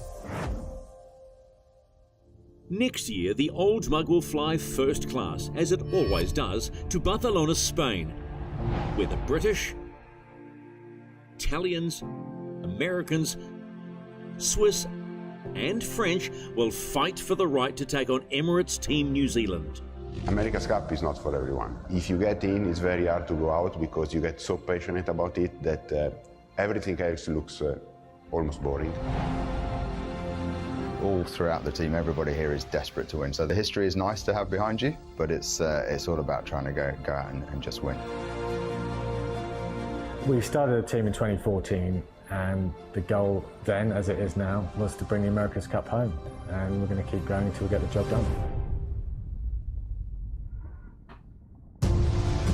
Winning 3 America's Cups in a row by a single team hasn't been done before, to my knowledge, whether it be in the US or elsewhere. This team's up for it. I hope we can do it.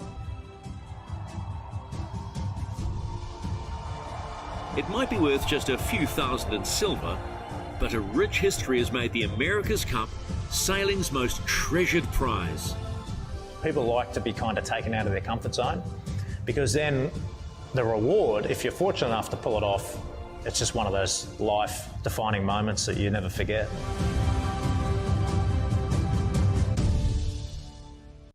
So what'd you think?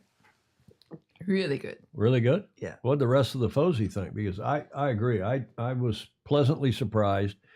I said, here we go again. It's going to be, you know, another one of these. But this is fresh. It's new. Bravo Zulu to ACE, to the gang. And I think this is, Ted Ryman agrees.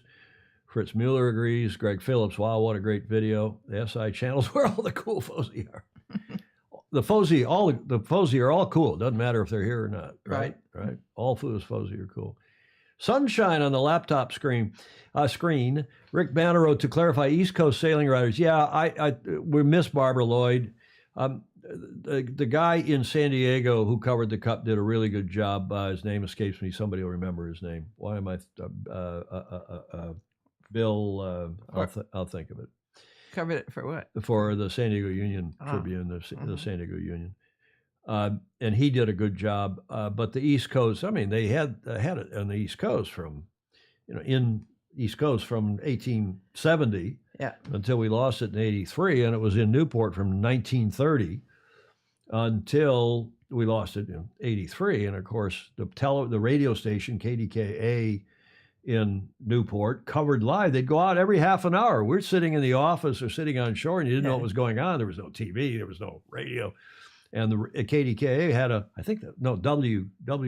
whatever it was called, whatever the local little AM station in Newport. And they had somebody out on the boat, and somehow they got a report in from them on some kind of a link. Neat. W80K, was that the name of that station? Schaefer loved it. I'm glad to hear that. Will BA helm the event in Villanova? Mozzie had a great video about the upcoming event. He will be attending. Yeah, I saw Tom Morris's video. I'm not sure I agree with much of it, frankly. Excellent video. Walker agrees. Peter, WADK. WADK, is that what it was? Bill Center. Thank you, Ed Worley. Bill did a good job. Kim Livingston from the Bay Area, past Commodore of St. Francis Yacht Club. But Barbara Lloyd and Dave Phillips and a couple of the others did just a magnificent coverage in the Newport days of the Cup. And I like that video too. Bravo Zulu to all concerned. This, of course, released in advance of this event in Villanova, 1 week to go. So it's not this coming weekend, but next weekend. The America's Cup comes to Villanova, just down the coast from Barcelona. There is a look at the harbor, at the port in Villanova. And, Valencia is further to the left, an hour and a half or so down the coast, to the left, to the southwest, I guess you call it. Barcelona to the right, up the coast a bit. And the first preliminary regatta will be held in Villanova from the 14th to the 17th of September 2023, and promises to be one of the most hotly contested regattas anywhere in sailing this year. You think? Mm-hmm. Not so sure about that. No team wants a poor result. Everyone is seeking the morale boost that a good result offers, and all are desperate to make the match race final on Sunday, the 17th of September 2023. That's a little PR over the top-ish. Well, it might be true. We don't know yet. Well, New York's Yacht Club, American Magic, has already said, hey, we're here to win the America's Cup, not to win preliminary regattas. And quietly off on the aside, as an aside, other teams are saying the same. Now, one suspects, tell me if I'm wrong, but this is an indication probably that all 6 teams are going to be using the dual helm. And you see for ETNZ, who's been doing very well in the practice racing, you can see that Nate Outeridge is there alongside Pete. So I expect that is the helm lineup for the teams. And that was all started, of course, by Luna Rosa Pradaprelli in the last Cup, who had that dual helming setup. And it looks like most, if not all, the teams are going to that. Ed Worley saying, yeah, hotly contested, ha, ha, ha. Ed Worley focus on winning the Cup. Stingray saying, Ineos and LRPP have completely ignored the AC40 so far. That could be a good Will autopilots be used during racing? I believe they are able to use the autopilots during racing, but let's see if Stingray or somebody else knows otherwise. Gordon Smith, real racers want to win every event they take part in. I expect it to be competitive. I do think there's some truth to that, Gordon, but I can tell you, when I used to was the spokesman for the Cup, and we'd talk about these preliminary regattas, and I'd be doing a talk at some Stingray, remember, up at Anacortes Yacht Club or someplace around the country, and I'd say, well, of course they want it. The competitive juices will take over, and Julia, it'll start flowing, and everybody wants to win this regatta. And I don't know. These guys are smart guys. We'll talk some more about that lineup during that. The regatta's going to be over by. We're dark. Sorry, I keep thinking we got next week, but I'm gone. I'm out of the country, so we will do no shows on Tuesday and Friday next week. So you'll have to enjoy this on your own. What else? It will be good for sponsorship events. Let's see. Will have no effect on the Cup itself. Chris Exley is agreeing, I think, with me. Jonathan Frank, so does it really mean anything else? There is, other than a really expensive publicity stunt, there is, Jonathan, in the seeding of the teams when they get into the match racing ladder, the Challenger Selection Series, if there's a tie, the seeding of the teams, these regattas will have some impact on that. I like seeing Jack Cale's name on who's as a commentary great. Whose names? Jack Gale. He's an Aussie who did great commentary. Jack Dale. Gale. Jock Gile. Oh, Jock Gile. Oh, okay, cool. Yeah.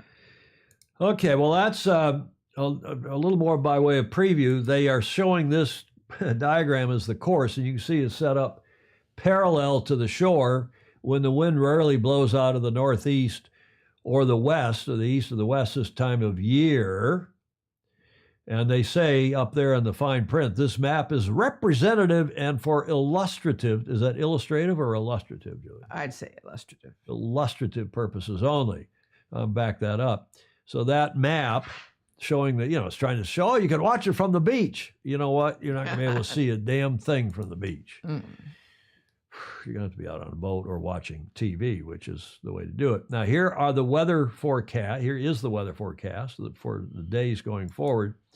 Thursday, which is the opening ceremony, practice sailing and opening ceremony, the wind will be out of the south, as you see in the afternoon, 2 o'clock and 5 o'clock. This is when the racing is. And 9 maybe getting to 12, but it looks like nice clear weather. Now, okay, this is a week out, so who knows if this is true or not. But generally, this time of year in that part of the world, it's sort of like Southern California. You can do long-term forecasting with pretty good accuracy. Practice racing and then the opening ceremony that evening in the Regatta Village, Thursday evening, the 14th. Friday is fleet racing.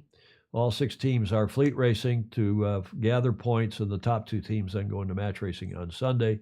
This is southeasterly at 2 o'clock, southeasterly at 5 o'clock, 9 knots. So hopefully they got a bit more wind, or a bit of wind on Friday for the opening day of fleet racing.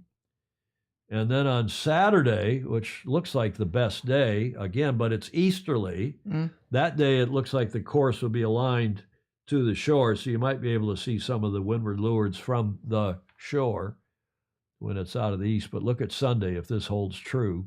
For the match racing on Sunday, it's out of the south. Oh. So it's going to be bumpy, it's going to be lumpy, the course is going to have to be oriented, if this is indeed the case, of the wind out of the south at 2 o'clock and again out at 5 o'clock. And no wind at all. Well, it's 8 knots, hopefully, but no sun. It becomes, the last 3 days, it's kind of cloudy, overcast.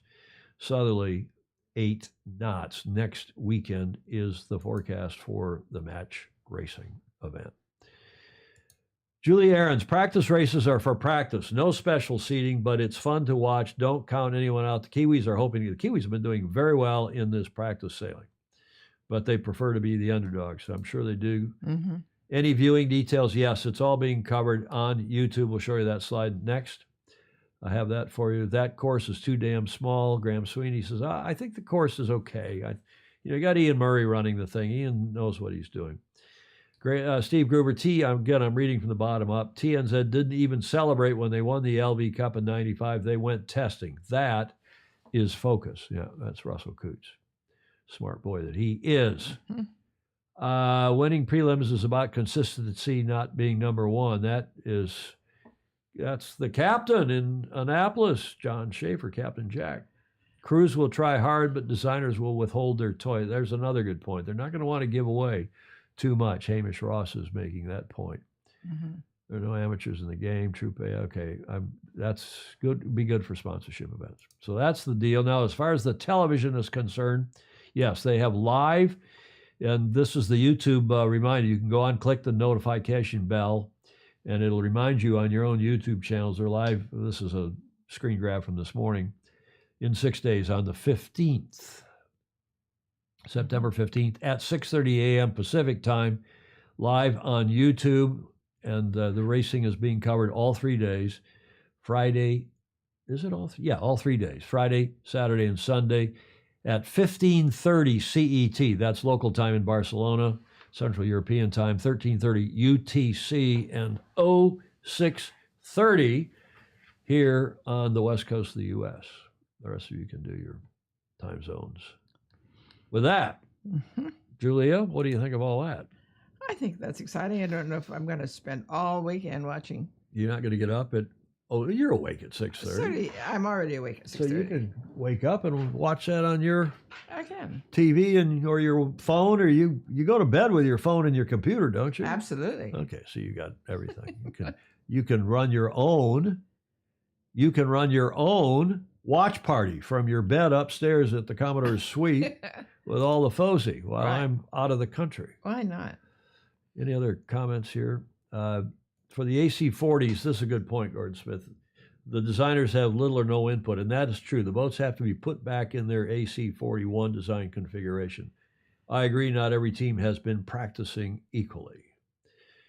Peter Foiling Sailors, 6:30 Pacific time. What time is that in Sydney? Well, that is this time of year is -5, so that's 1:30 in the morning the next day. 1:30 in Sydney the next day. Where are you going, Tom? Well, I didn't disclose that, to a secure, undisclosed location, Julie Ahrens. I can't tell all my secrets. Now, here's a guy who is not telling secrets. He's telling awesome Aussie anecdotes, and this is his latest one. We've been talking about Hamilton Island Race Week, and Alistair has gathered some photos and some memories from previous Hamilton Island Race Weeks. It was a couple, 3 weeks ago now. And I haven't had a chance to run it, but I just get a load of this. I just love his segment. Yes. He said this particular segment. No, I'm not going to the Stag Cruise. That's that Captain Jack. That's not till the end of the month, end of September. And he'll be going to that anyway. And I'll miss the Friday of that last week. Yeah. But Captain Jack, look here at Mr. President, Alistair, and do you see this photo? That is the Dent Passage at Hamilton Island. That is the Hamilton Island Yacht Club. The whale's tail looks like a big whale. Fabulous setup there. And Alistair has gathered up some of his favorite photos from various Hamilton Island race weeks. This is one he sailed. He considered himself very fortunate to be allowed to sail on the back end of WYC, Wild Oats. Yeah. And the gentleman in white, Julia, is the late great, the patriarch of that family, Bob Oatley. Yeah. And he was, always on the yacht, almost always on the yacht. And he loved to sail, and he had a professional crew. And now his son is running the program. And they've had some problems with one of their power boats. But that is Ian Murray looking back over his shoulder. Oh, there he is, yeah. The big fella, Ian Murray. Long time, known him since 83, I guess. Now, you see that on the left? Yeah. Talk about a young Tom Slingsby. Oh, it is. Yes. And the gentleman on the right, I don't know his last name, but his name is Ian, and he was named after Ian Murray. He's a godson or a good friend of the family or something. And that, of course, is the president in the middle, our Fozy Alistair Murray. This photo, another superb yachty. That's Mal Page. And they have a tradition of when an Olympic medalist, when a sailor wins an Olympic medal, they take them up to Hamo and give them a good party. They call it the Golden Homecoming. And Mal Page, who of course won in the 470 class. And Alistair not only got this photo with him, but gave one of his yachties, our hotties. Yeah, that's his cycling shirt. Cycling shirt. So that's a nice photo. And then this gentleman, one of the best Olympic sailors ever, of course, is Matt Belcher, another Golden Homecoming, and he won 3 medals. He was gold, silver, gold, if my memory serves, in 12, 16, and 2020. He won gold here in Tokyo, and he then he's decided to retire just a few months ago, and I hadn't seen this video until this morning, and I'm going to play it for you, a brief video, the retirement video from the superb Olympian Matt Belcher. So all good things must come to an end at some time. After 22 years, I'm here to announce my Olympic retirement.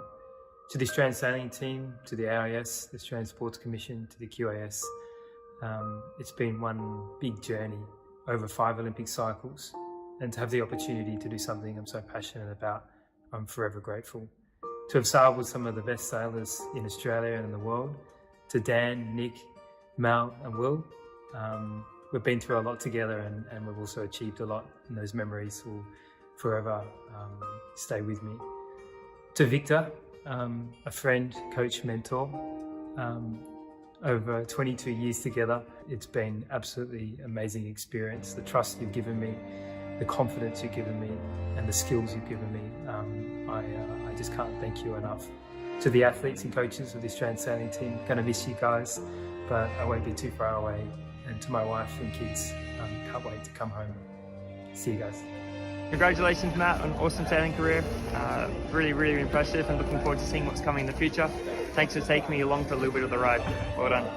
I wanted to congratulate Matt Belcher on his stellar Olympic career. Obviously, I feel very special to play my small part of the 4 years with Matt, and obviously defending the gold medal there in the London Olympics. Of course, good luck to Matt into the future. Matthew Belcher, the best Olympic sailor of Australia, and all of us Australian Sailing Institute of Sport, all country we regret his leaving Olympics, but we are sure Matthew will remain in sport and he will bring more success to Australia in some of his new roles.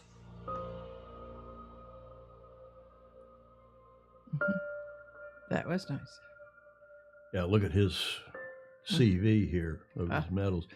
I want to talk about the culture of our sport just for a second, not to get maudlin or anything, but we're an hour and 45 minutes into this show, but let's take it out with the outro for Alistair's awesome Aussie anecdote. Thank you. Wow, that's good. Good stuff, Alistair. Thank you very much. And thank you to Alistair for that. I just want to talk for the moment about the culture.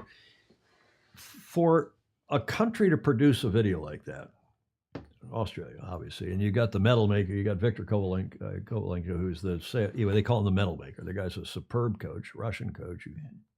We should hire him. Other countries should have hired him. We could have. Yeah. The Aussies hired him, and he's been in Australia now since forever. He's still alive, right? He hasn't passed. But somebody, the Australian Sailing or somebody, caused that video to be made, beautifully done. Probably Bo Outeridge was involved. And the culture of a video like that is just astonishingly. Why is my camera moving around again, Julia? I was just trying to be serious. And there, I thought I'd solved that. But it's just the culture in a country like Australia or New Zealand or France or the UK, and you can name a few other countries, where sailing is celebrated, where they manage to produce something like that is not only a nice send-off for Matt, but it's an inspiration for a love letter to sport. It's a love letter. Well said. Well said. Exactly right. A love letter to the sport that's also an inspiration to kids that are coming up. Yep. They see that and they say, wow, I might go win a few medals, and maybe they'll give me a video like that. Yeah. I mean, excuse me. Why don't we in the U.S. do that kind of stuff? Because we are blinkered. We're not well organized. We're croutonic. We're poorly led. I don't know. We used to do that in '84, when I was sitting in Newport, Rhode Island, and we had it wasn't just me, but a bunch of people who were focused on winning Olympic medals and winning the Admiral's Cup and winning other stuff. We were yacht racing, and we were all about yacht racing. And the sport was booming. Not so today. Not so much today. Sailing, I mean, part of that is that it is all racing. And it seems to me that people are spending less time racing. Australians understand the meaning of team, Jody Shields. Good point. I think so too the Brits, the Kiwis. Yeah. I think the French. You could even argue about the Italians, and at times you think the Spanish and a few other countries. But marvelous stuff. Bravo Zulu to all involved there in that video, and Matt and Alistair to your Sailing Federation. Good and stuff. It's so beautiful. I still love to watch it. Indeed. Okay, well, that gets us to the last leg, and we promised you a little tribute to our terrific sailor, icon in our sport.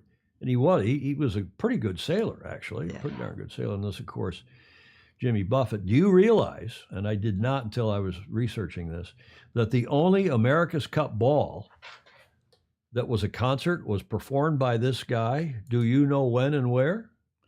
Yes. Does Ed Worley know when and where? Does Hamish Ross know when and where? He actually, Jimmy Buffett, performed a concert at an America's Cup ball. And I'll give you another clue. Yeah, Fritz Mueller knows. It was in a wool shed. Huge, hot, Estemius wool shed in Perth. And that is true. Jimmy Buffett performed on January 28th, 1987 in Perth at the America's Cup ball. And Daniel Yount says, yeah, we have a margarita. He went on to make $1 billion. Yes. He worth $1 billion, I should say, with his real estate and his restaurants and Margaritaville. And And he built his first restaurant, so he'd always have a place to play. Is that what he said? Yeah. Chris Exley said he performed at 2019 Block Island, a surprise concert. Yeah, he did something fairly recently, but he performed as a surprise, Chris is saying, at Block Island Race Week. Fantastic.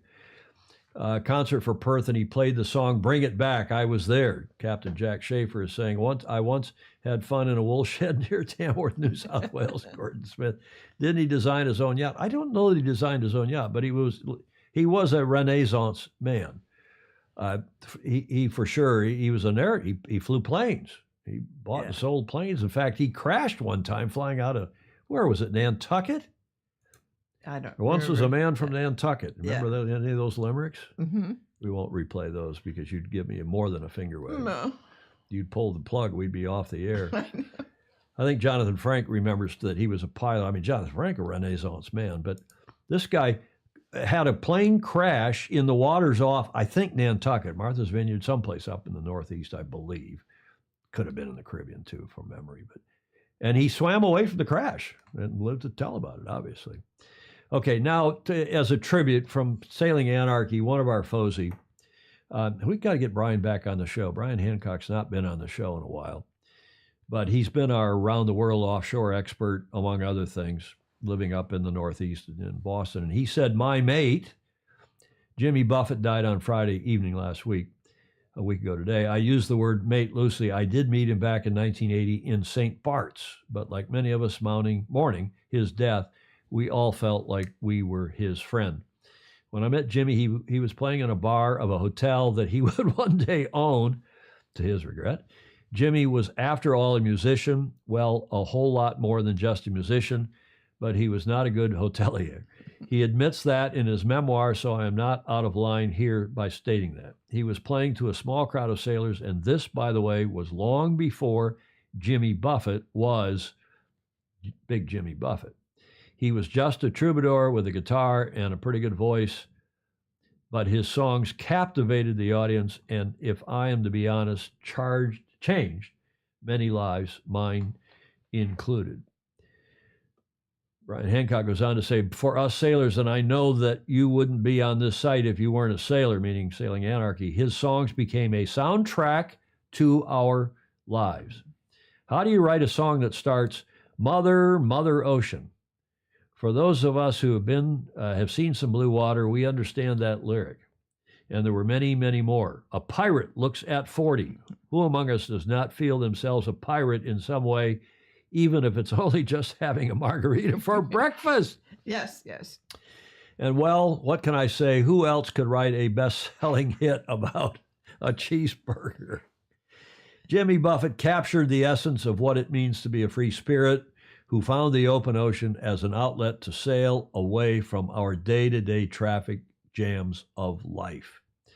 The steel drums, the beautiful lyrics, the tailgate parties, Jimmy gave us an outlet, and I speak for most of us. He gave us hope and a sense that life is just better than okay.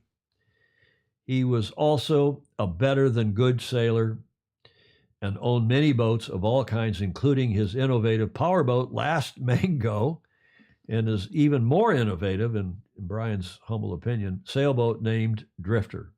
He sang about the sea, but you can't write and sing that well about something you don't feel or understand at a core level.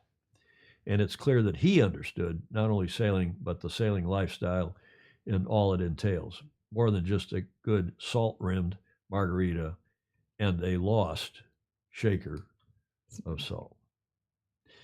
FOSI Brian Hancock, here from Boston, or the Boston area, writing on Sailing Anarchy earlier this week. That's our tribute to James William Jimmy Buffett, 1946 to 2023. May he rest in peace.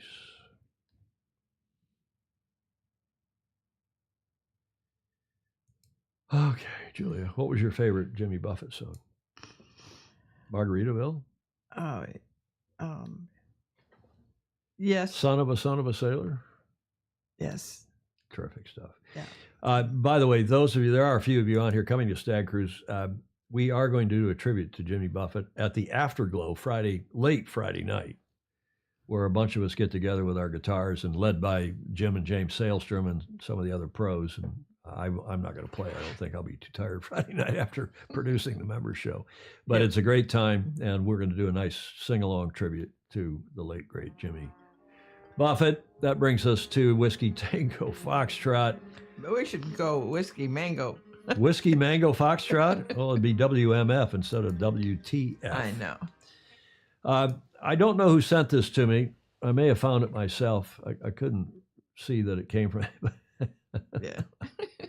83 was Newport, Rhode Island, the America's Cup. 93 was the guy on the left, and 30 years later, it's the guy on the right. Mm-hmm.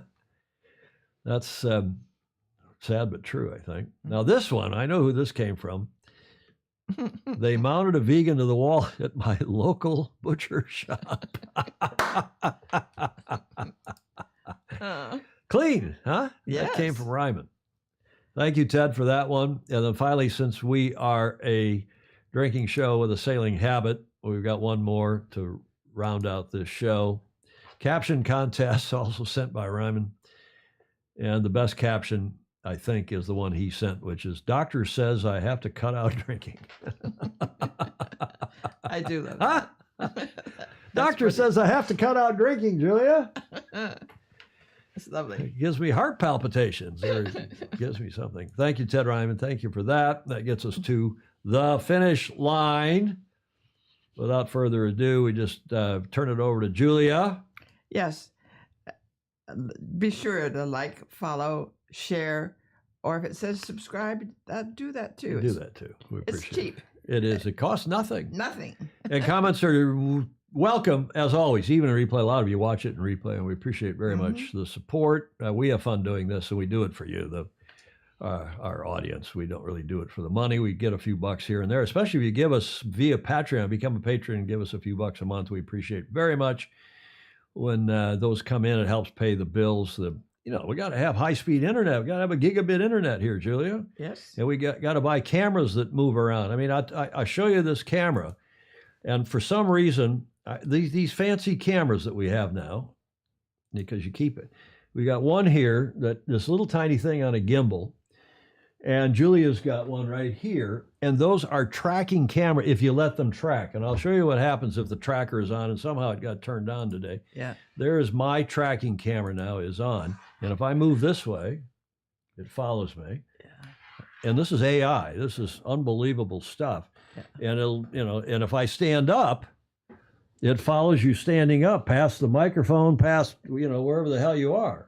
That's amazing. And if you're a lecturer and you're giving, or you're doing a yoga lesson or something online, it's it's kind of cool. But for us here, it doesn't make a lot of sense, because we now we get the camera back to where it is and carry on. So okay, that's what was going on with our camera a week ago today, and it started to do that again today for some reason. Got tired of staying in the same Maybe place. it did. Maybe it's more interesting to move it around, Julie. We can do that with your camera, and then you can stand up and it'll follow you. You can wheel back and it'll follow you. Become a patron, if you would. Help us out, patreon.com, and THANKYOU to those who gave us media for today's show, audio, video, and images, including our friends at the New York Yacht Club. Thank you very, very much to the regatta chair, who did a terrific job. Wasn't she good? Yeah, she is. Huh? Yes, absolutely. Robbie. I got through the whole show without calling her Timmy. Robbie Benjamin. Thank you, Robbie, for coming on the show. Thank you, Stu Sturley, for helping us put this show together with Robbie. To all of you, we're off next week. I've said it now for the last time. I'm gone. I'm out of the country. Secure, undisclosed location. So we'll see you on Tuesday, the 19th. And in the meantime, sail fast, sail safe, and have fun. Ciao for now.